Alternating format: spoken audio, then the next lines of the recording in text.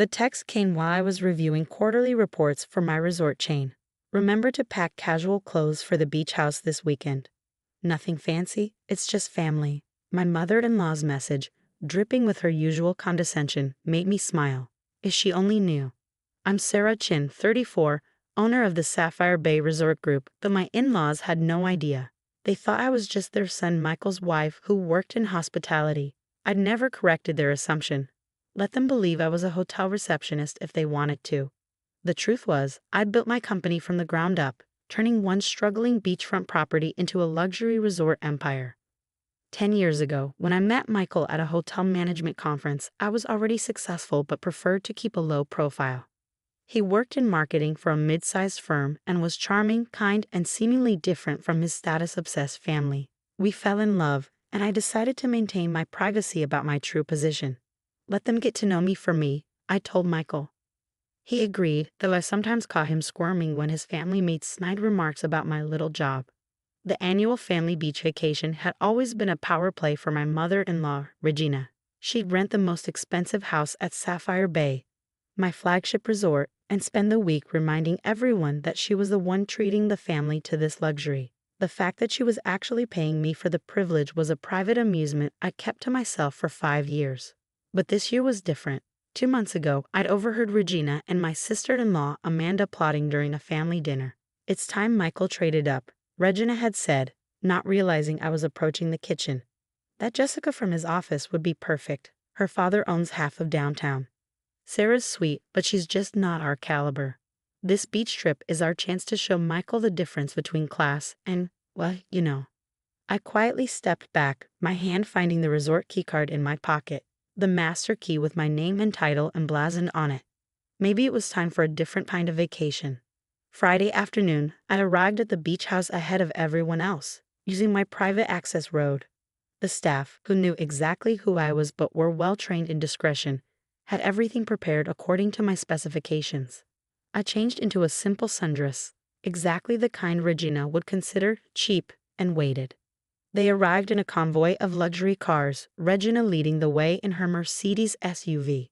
Michael kissed me hello while his mother surveyed the house with her usual proprietary air. Amanda trailed behind with her husband Tom, and the new addition to their group, Jessica from Michael's office, wearing a designer swimsuit that probably cost more than Regina thought I made in a month. Sarah, dear, Regina's voice carried that familiar false sweetness. Help Maria with the luggage, won't you? She gestured to their housekeeper, who was struggling with several expensive bags. Actually, I smiled. Maria can take the afternoon off. I've arranged for butler service for the house.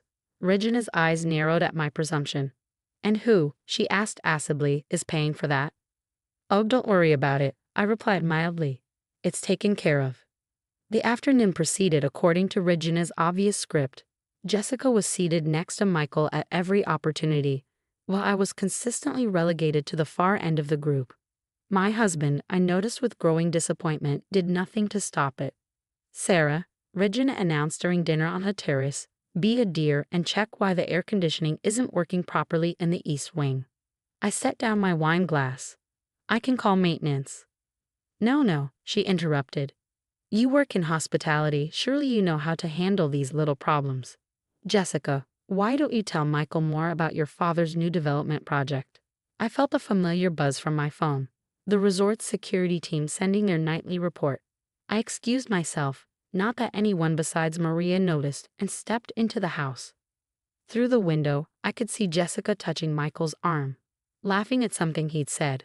My husband was beaming at the attention. The security report included camera footage from the beach house. I watched Regina and Amanda in the kitchen earlier, spiking my water glass with what appeared to be liquid laxative.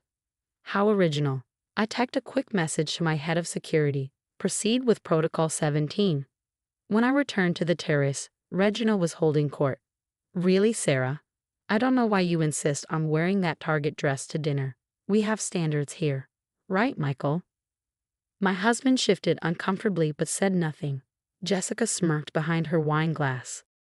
Speaking of standards, Regina continued, I've been thinking. This house really isn't big enough for everyone. Sarah, dear, perhaps you'd be more comfortable at one of the budget hotels in town.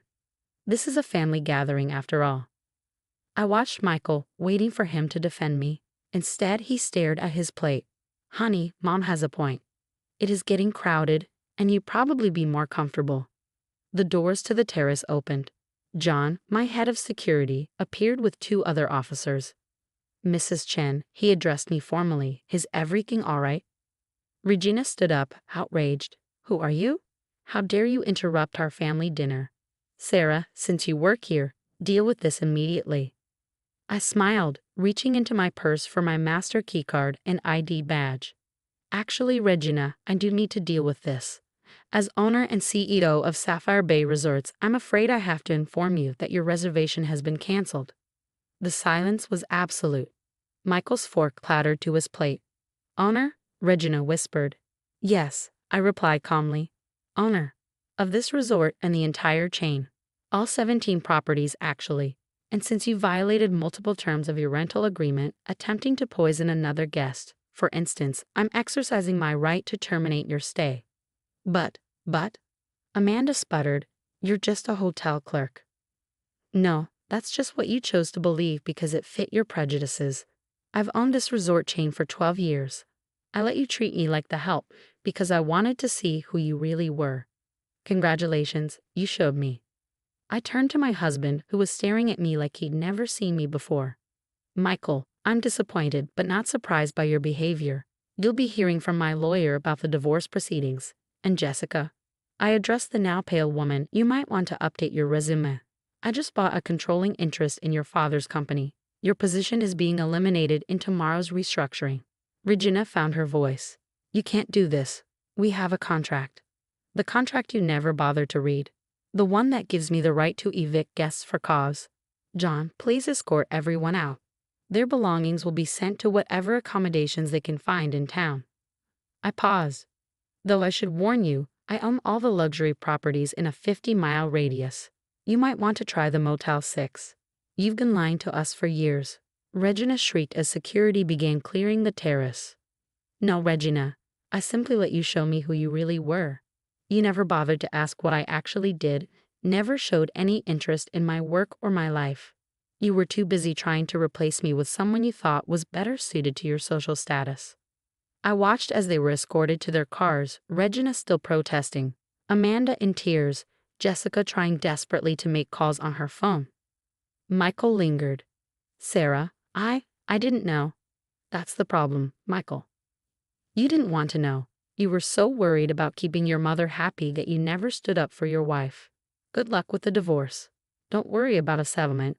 I've already transferred enough to your account to buy a small condo. Maybe your mother will let you live in her pool house.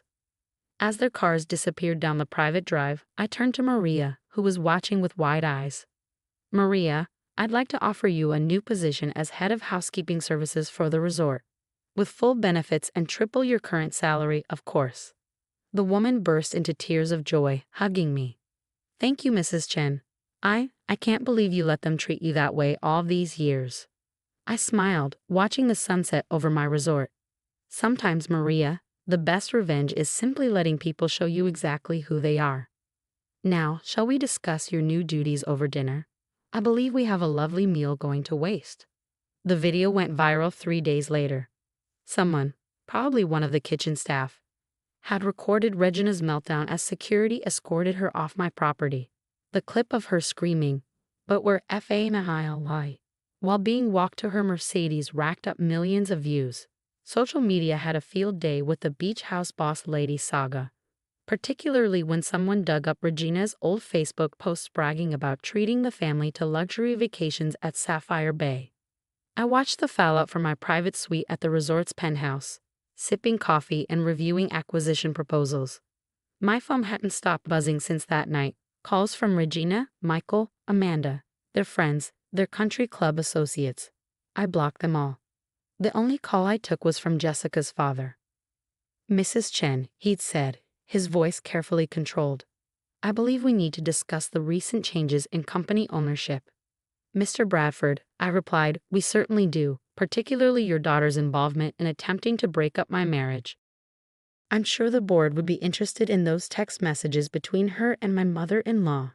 plotting to seduce my husband during a company-sponsored event. The silence on his end was delicious. Now I continued, about that merger you've been pursuing with Henderson Group. I'm prepared to make it happen, provided Jessica is relocated to your Singapore office immediately. That can be arranged. Wonderful. My lawyers will be in touch. The divorce proceedings moved quickly. Michael's lawyer nearly choked when he saw my financial disclosures. The prenup I'd insisted on, the one Regina had called unnecessary for someone of Sarah's position, proved invaluable. Michael got exactly what we'd agreed to, enough for a modest fresh start, nothing more. Regina's attempts at damage control backfired spectacularly. Her tearful interview with a local news station, claiming she'd been blindsided by her daughter-in-law's deception, prompted my PR team to release security footage of her attempting to spike my drink. The resulting headlines weren't kind. Mother-in-law's poisoning attempt exposed. Beach house drama continues. Amanda tried playing peacemaker, showing up at my corporate office unannounced. Sarah, please, she begged, Mom's a wreck. The country club is freezing her out. Her charity board asked her to step down. Can't you make this all go away? I looked up from my laptop, where I'd been reviewing plans for my newest resort acquisition. Coincidentally, the very property Regina had been bragging about booking for next year's family vacation. Make what go away, Amanda? The consequences of your actions? The truth about how you all treated me? Or just the public embarrassment of being exposed? We didn't know who you were. That's exactly the point. You shouldn't have to know someone's net worth to treat them with basic respect. I turned my screen to show her the property listing. By the way, I just bought the Vista Del Mar Resort. Your mother might want to find a new venue for her annual I'm Better Than You vacation. The aftermath rippled through their social circle. Regina's carefully curated image as the family matriarch crumbled. Her friends, those same women who'd smirked at her subtle digs about her daughter-in-law's modest background, now whispered about her behind designer handbags. The irony of them doing so in my hotels wasn't lost on me. Michael attempted reconciliation exactly once. He showed up at my corporate office wearing the suit he'd bought for our wedding. I miss you, he said, standing awkwardly in front of my desk. I was wrong. I should have stood up to them. Yes, you should have. I kept my voice neutral. But you didn't, not once in 5 years. I didn't know you owned all this. If I'd known. That's the problem, Michael. You needed to know I was wealthy to treat me with respect. It should have been enough that I was your wife. He left my office with slumped shoulders, finally understanding what he'd lost. Not my money. The prenup ensured he'd never had that. But my trust, my respect, and any chance of a future together. 6 months after the beach house incident, I hosted a charity gala at my flagship resort. The event raised millions for educational scholarships for hospitality workers. Maria, now my head of housekeeping services, gave a moving speech about opportunities and second chances. Regina tried to purchase a ticket. Her payment was refunded with a note. We reserve the right to refuse service. The media coverage was extensive. Business magazines that had once dismissed me as lucky or in the right place at the right time now praised my strategic brilliance in building my empire. A famous business journal wanted to profile me for their Women in Leadership issue. Looking back, I told the interviewer, I'm almost grateful for how they treated me. It taught me valuable lessons about character, about how people behave when they think you're beneath them. I've incorporated those lessons into my company culture. Every employee, from dishwasher to executive, is treated with equal respect. The article went viral. Applications to work at my resorts tripled. I instituted a new hiring policy. Any hint of elitism or superiority in an interview was automatic disqualification. 1 year after the beach house incident, I received an invitation to Michael and Jessica's engagement party. Apparently, she'd returned from Singapore and they'd reconnected. The venue? One of my competitors' hotels, the only luxury property in the area I didn't own. I sent a gift, a framed copy of the rental agreement from that fateful beach weekend with a clause about behavior-based eviction highlighted. My note read, Congratulations. May your new family treat each other better than your last one treated me. Regina, I heard, had sold her beach house, the one she'd spent years renovating to keep up with the Sapphire Bay aesthetic. The buyer, my company, through a shell corporation. I had it converted into a retreat center for overworked hospitality employees. The transformation of my business continued. Sapphire Bay Resorts became known for more than luxury. We were celebrated for our corporate culture, our employee retention, and our zero-tolerance policy for guest harassment of staff. Maria's daughter became our first scholarship recipient, heading to Cornell's hotel management program with a full ride. When Regina's friends complained about the decline in service standards, since I'd instituted my progressive policies, I had their memberships in our loyalty program revoked. The final twist came during a routine business acquisition 2 years later. I was reviewing the purchase of a small but exclusive country club, the very one where Regina had held court for decades. Mrs. Chen, my assistant, said, "There's one small detail you should know.